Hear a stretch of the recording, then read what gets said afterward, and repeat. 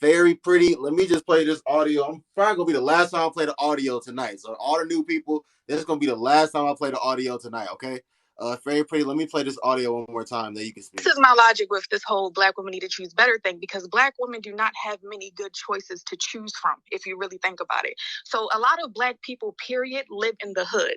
Like, do they not? And in the hood, most majority, if I don't really want to say all, but majority of them act the same. The men, majority of them carry themselves the same way. It's the reason why Black men make up most of the violent crimes in America. Yet we're such a small percentage of people, and those same men live in the hood. So I don't know what he's talking about with this 20% thing, but it's very hard, period, to come across men, depending on the age, especially with no kids. So she's just dating, a Black woman is just dating her environment. She's dating the men that she can get. Y'all constantly remind Black women that they are the least, that they are the least desired group of women. Y'all throw that in our faces left and right. We can't escape it. So when she's dating what she can get, y'all make fun of her for the choices that she has, as if she has many to choose from. I just think that's crazy. Thank you for waiting patiently. Very pretty. Go ahead, unmute. Floor is yours. Okay, so first and foremost, her delivery is fucking terrible, and I think that's really what the problem is, and because it just sucks. Like, but I don't agree even 100%. Even if she was to deliver that correctly, I don't really agree with what she was saying. I thought was that the video that she was talking about when she was saying that some girls are just ghetto, so she don't. Was that same video too? No, that was a different video, but I'll play that too. Shit, this is y'all Black sister talking about y'all. A lot of Black women do have this ghetto way of speaking. I don't. I was raised in Baltimore, Maryland. I don't talk like them. I'm just one of the oddballs, I guess, that never fit in, like I guess some of y'all. But it's like a lot of Black women speak ghetto. So it's like I never liked ghetto Black men because I'm not a ghetto Black woman type of shit. So it's like the ones that are good to choose, I'm not gonna want them. I mean, I think I said that backwards. Like, do you get what I mean? Like the ones that are good guys, they most likely don't want that Black woman because she might come off ghetto. Like, I didn't want a lot of Black men because a lot of them were ghetto, and I didn't like that. Like, a lot of. Yeah. So, okay. So here's my thing. So I think what she was trying to say. I think what she was trying to say is like the ratchet shit. Because my thing is this: you can, like, because I grew up in Chicago, and so my like I grew up in the city, but then eventually my granny moved to the suburbs, and that's where we ended up living, in the suburbs. So now, being in the suburbs, it was completely different, and I feel like I would kind of like mold myself, not really not be authentic, but I would kind of mold myself differently around the girls in the hood or the projects. Is what I consider the hood anyway, is the projects, the kind of low impoverished areas or whatever.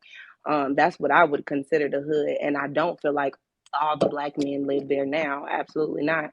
But I feel like I would kind of, just because you would have to be different, just because it was a different environment, you would have to like kind of watch your back differently. You would have to act differently. You couldn't be green or naive in certain areas.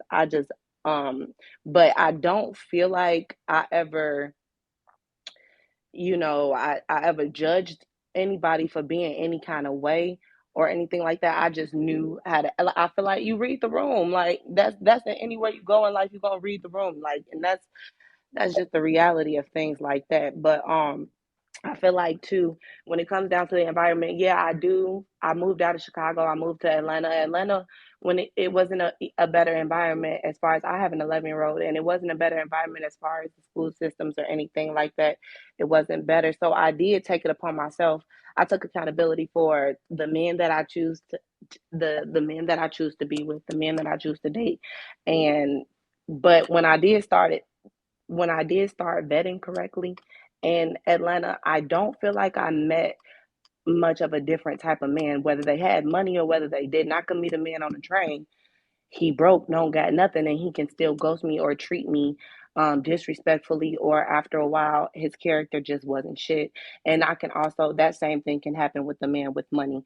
You know what I mean? And so I just feel like that's just in character, period.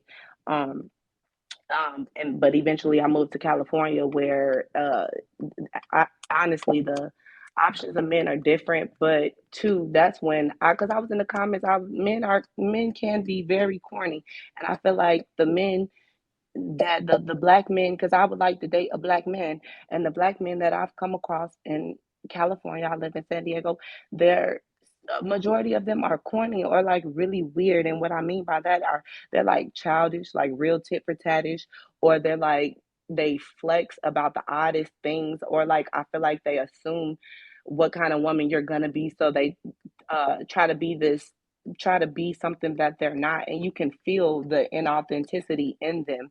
You can feel it. So I feel like that's what I meant by corny man. So it's just been sucky. Like dating has been very sucky.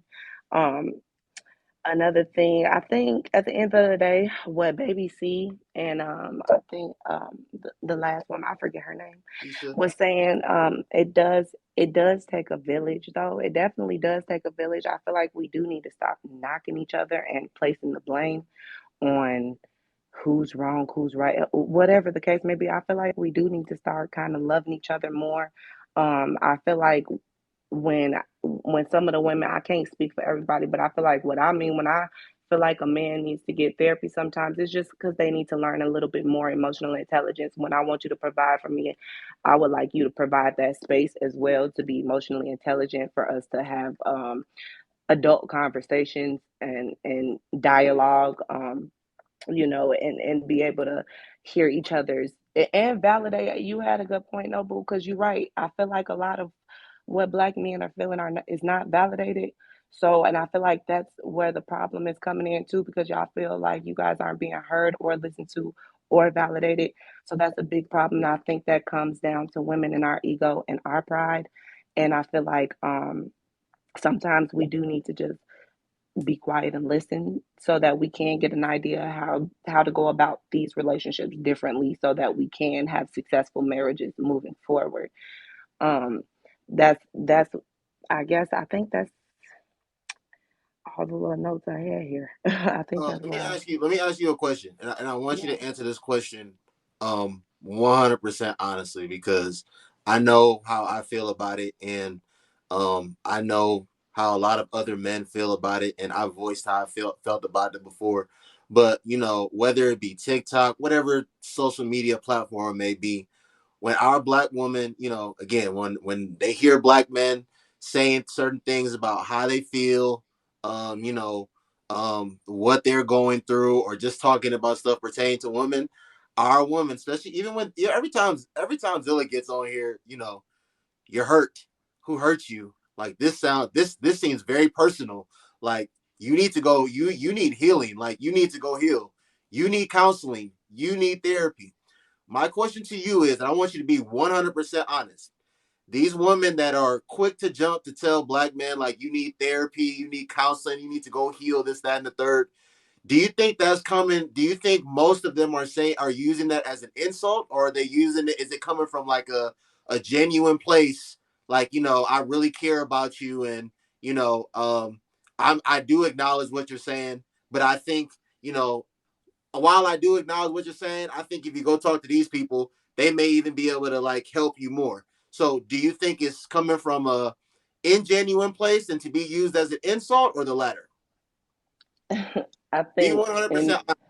yeah, I'm about to be real. I'm gonna keep it a buck because, to be honest, in these comments, yeah, they get real petty, and I think I don't think it's genuine. I don't think it's like a genuine, um, like you should go get therapy or help. I feel like, because too honestly, why would we send our black? I know, I'm about to get so much hate and hell for this, but why would we send our black men to these random women or men to get help, or when we should understand because we've seen firsthand, up close and personal, what they've been through.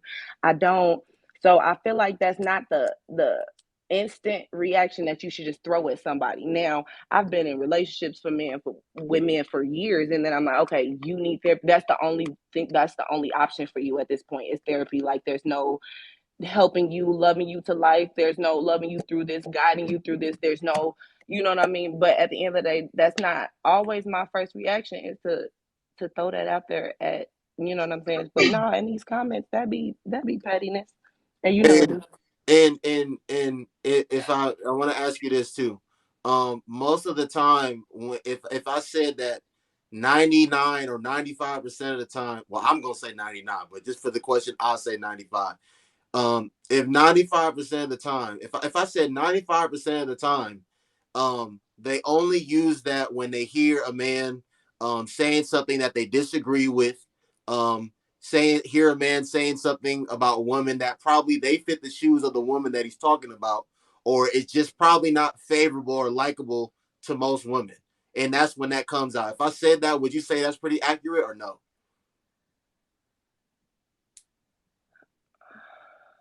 I May I think answer when this question when she's done?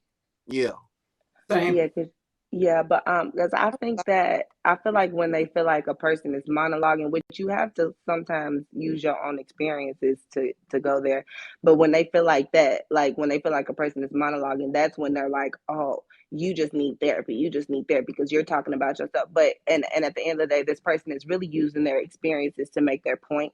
So I understand it, and you know what I'm saying. In that sense, I understand it. And then shit talker in the comments said none of my therapists were black. And that's really my point. So if none of your therapists are black, why on earth would we send our black men to go talk to these white women or white men about problems that they know nothing about or nothing that they can relate to or resonate with? Like, I just don't get that. I don't understand that. Can I please speak on that because I am a licensed therapist and I'm also a doctor.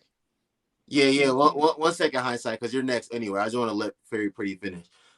Yeah, go ahead, finish. Go ahead, finish. Fairy Pretty. I don't know if you had anything else you want to say. No, no, no, no. I was finished. You was asking your questions, but I was finished after that.